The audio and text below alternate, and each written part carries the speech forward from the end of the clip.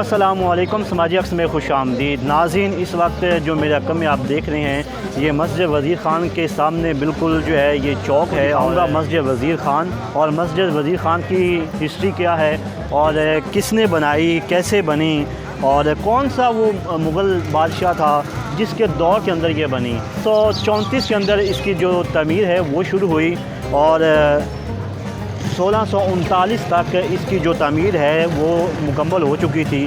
तकरीबन 7 साल का जो अरसा है वो लगा। उसके बाद जो है ये सिलसिला जो है काफ़ी अरसा तक ये फिर जारी रहा, फिर इसमें मुरम्मत भी होती रही।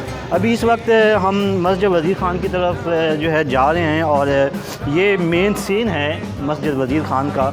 नाज़रीन अगर आप देखें तो जो मेन गेट है यहाँ से इंट्रेंस है और ये मेरे रकम में आप नाज़रीन देखें तो यहाँ पे जो शेर लिखे गए हैं ये भी फ़ारसी के अंदर लिखे गए हैं। मस्जिद वज़ीर ख़ान का ये एरिया है और बड़ा खूबसूरत है, सकाफ़ती एरिया है और हिस्ट्री पर मबनी ये हमारी जो है आज की वीडियो है।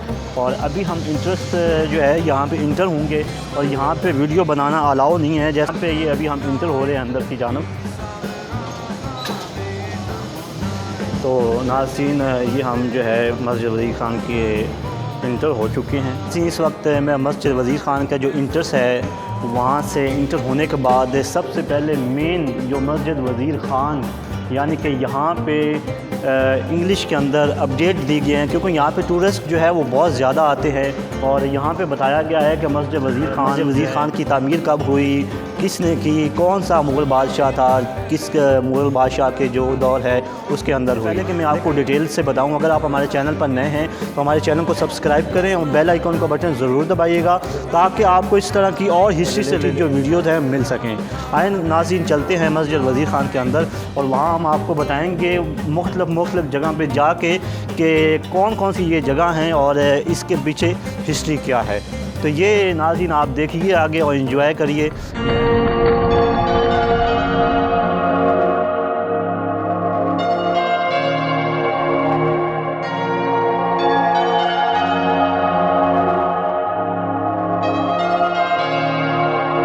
मस्जिद के बिल्कुल अंदर जा रहा हूँ जहाँ पे नमाज़ पढ़ी जाती है और यहाँ पे खुतबा भी यहीं पे दिया जाता है।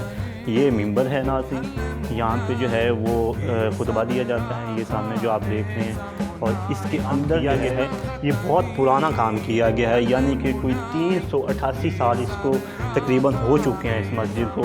ये मस्जिद का अंदर वाला हिस्सा है। यहाँ पे कम से कम जो 3 सफ़े हैं बहुत लंबी वाली जो हैं वो यहाँ पे लगी हुई हैं। यहाँ पे लोग नमाज़ पढ़ने के लिए भी आते हैं, यहाँ पे बच्चों को भी पढ़ाया जाता है। और अगर अभी मैं सेन की तरफ जा रहा हूँ तो सेन में एक मज़ार शरीफ है, तो इस मज़ार के हवाले से मैं आपको बताता हूँ। लेकिन सबसे पहले तो आप देखें ये मज़ार, यहाँ पे एक बुज़ुर्ग की मज़ार भी है। तो उनका नाम है हज़रत सैयद मोहम्मद इसहाक़ अल मारूफ़ मीरा बादशाह, जो नीचे बेसमेंट में मज़ार है। तो अभी हम बेसमेंट में जा रहे हैं। तो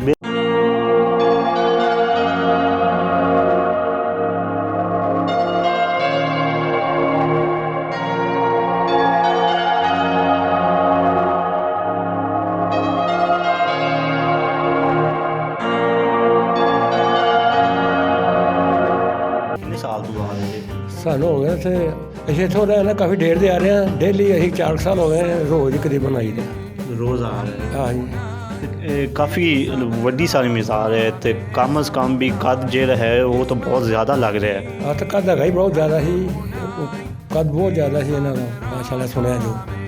अच्छा तो नाज़रीन मेरे हिसाब से ये जो इनका कद है ये तकरीबन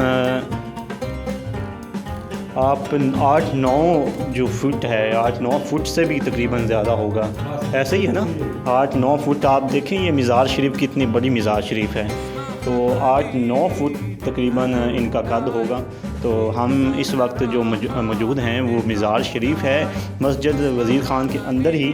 तो ये यहाँ पे जो हज़रत सैयद इसहाक़ साहब अल मारूफ़ मीरा बादशाह के नाम से इनका अलमारूफ़ हैं और बुज़ुर्गान दीन हैं। इन बुज़ुर्गान दीन की वजह से हमारा दीन जो है बहुत ज़्यादा जो है आगे तक लोगों को पता चला है। तो नाज़रीन अभी ऊपर चलते हैं सेन में और भी चीज़ें हैं हम आपको दिखाते हैं। वापस सेन में आ चुके हैं। इस मस्जिद के अंदर 4 मीनार हैं और 4 मीनार काफ़ी उसके ऊपर जो है काम किया गया है और आज से तकरीबन 388 या 90 साल के लगभग हो चुके हैं इस मस्जिद को जब बनाया गया है। 1639 के अंदर जो है इसका काम मुकम्मल हुआ। 1634 में इसका काम जो है वो शुरू हुआ। तकरीबन 7 साल के अंदर मस्जिद वज़ीर ख़ान का जो काम है वो तकरीबन मुकम्मल हुआ है। नाज़रीन ये मस्जिद वज़ीर ख़ान है और मस्जिद वज़ीर ख़ान के अंदर आजकल बहुत ज़्यादा जो है वो काम जारी है। लोग जो हैं अब हुकूमत पाकिस्तान जो है इसके ऊपर बहुत ज़्यादा काम कर रही है। पाकिस्तान की सकाफ़त का एक बहुत बड़ा नाम है। बहुत से यहाँ पे टूरिस्ट आते हैं। अभी कुछ टूरिस्ट जो है वो उनसे भी बात करवाते हैं, वो क्या कहना चाहते हैं इस हवाले से। अस्सलाम वालेकुम। वालेकुम अस्सलाम। अच्छा मुझे आप ये बताएं कि आप कहाँ से आई हैं? टोबा टेक सिंह से। टोबा टेक सिंह से यहाँ पर आप मस्जिद वज़ीर ख़ान को देखने आई हैं, क्या वजह क्या है? वजह यही है कि हमने अपना वो पुरानी हिस्ट्री को थोड़ा सा सर्च करने के लिए दिल किया था और सुना था इसके बारे में। इस तरह की चीज़ें पहले आपने कभी देखी हैं कहीं और? जी मैंने देखी हुई हैं। लाहौर के तकरीबन सारे हिस्ट्रिकल प्लेसेस जो हैं वो भी देखे हुए हैं और बाकी बिलोंग फ्रॉम मुल्तान आल्सो, सो मुल्तान की भी सारी देखी हुई हैं। तो इसको देख के ज़रा थोड़े से माशाल्लाह अच्छा भी लगा है क्योंकि बंदा लगता है कि पिछले दौर में चला गया है। जब भी आता हूँ तो मुझे मतलब ये काफ़ी अमेजिंग इसकी डिटेल्स हैं और एक नयापन फ़ील होता है हर दफ़ा। जितना ख्याल रखें उतना मतलब इसका की तो डिटेल्स और काम अब तो बनता ही नहीं है और अगर बनाने लगें तो पता नहीं कितने डिपार्टमेंट्स को मिलके भी वो ये काम नहीं कर सकते जो कि इतने सालों पहले मुगल्स ने किया था। तो जितना इसका ख्याल रखें वो हमारे लिए बेहतर है। अगली जनरेशन्स भी आके ये काम देखें तो उनको भी वही फ़ील होना चाहिए जो हमें आज फ़ील हो रहा है। यार बिल्कुल बहुत ज़बरदस्त है। जैसे कि हमें पता है पहले यहाँ पर मुग़ल का दौर था दस्ती और मेरा फ़र्स्ट टाइम था लाहौर में और काफ़ी इंस्पायर हुआ हूँ। स्ट्रीट्स तो ऐसे भी मुझे बहुत शौक़ है और इस वजह से बिल्कुल बहुत ज़बरदस्त थी और काफ़ी इंस्पायर हुआ मस्जिद से और इनके आर्ट वगैरह स्ट्रक्चर से बहुत ज़बरदस्त थी। जी नाज़रीन आज हमने आपको मस्जिद वज़ीर ख़ान की सैर करवाई और यहाँ पे हमने बताया कि मस्जिद वज़ीर ख़ान जो है वो कितना अरसा हो गया उसको बनाए हुए और कुछ मस्जिद जो है इसका नाम वज़ीर ख़ान इसलिए रखा गया कि वज़ीर ख़ान जो कि एक बहुत बड़े हकीम भी थे और उस वक्त के डॉक्टर आप कह सकते हैं। उन्होंने शाहजहां के दौर के अंदर जो है मुग़ल सल्तनत जो है उनका बहुत अच्छी तरह जो है वो काम किया। फिर इसके अलावा उनको तज़ीन व आरइश से बहुत ज़्यादा दिलचस्पी थी। फिर उनको एक ख़्याल आया कि एक मस्जिद बनानी चाहिए।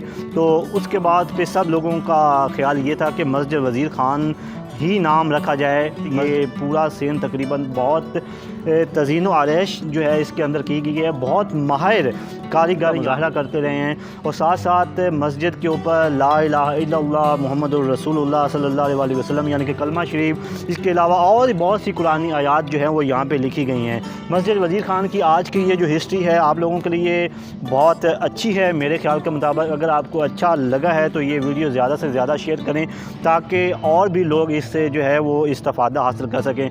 तो नाज़रीन आज के इसी के साथ हम आपसे चाहेंगे इजाज़त। इंशाल्लाह नेक्स्ट वीडियो में फिर मिलते हैं। अल्लाह ने के मान।